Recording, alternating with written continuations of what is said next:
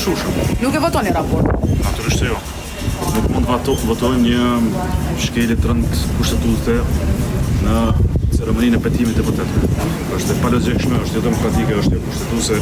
Qëndrimet e LDK-s jo vetëm që janë të menduara mirë, por janë dhe në frym të mbrojtjes së demokracisë dhe Kushtetutës së Republikës Kosovës, prandaj deputetët e LDK-s nuk mund të shkelin Kushtetutën. Nëse kjo kërkohet prej LDK-s, nuk do ta bëjmë asnjëherë. Por nga partia PAR kanë kontrakuza ndryshëm për dallim për partitë opozitare. Politike, unë ftoj të mos bllokojnë, të bëjmë betimin institucional siç ka qenë e parapar me ligjin për qeverinë në vitin 2022, siç ka bërë LDK-ja në 2 raste paraprapë.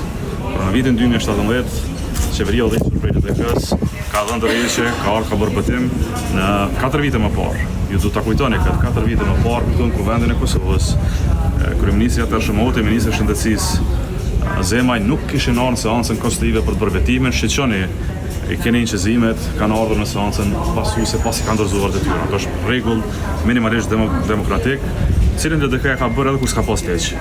Pra nuk duhet patjetër të kesh ligj, të kesh logjik. Logjika është e thjeshtë, s'mund të jesh edhe ministër edhe deputet. Pra ne po themi që qeveria të mbetet pa zot. Ne po themi që këta individ që kanë këto funksione s'mund të ushtrojnë ato. Bën të vendosë dikush tjetër.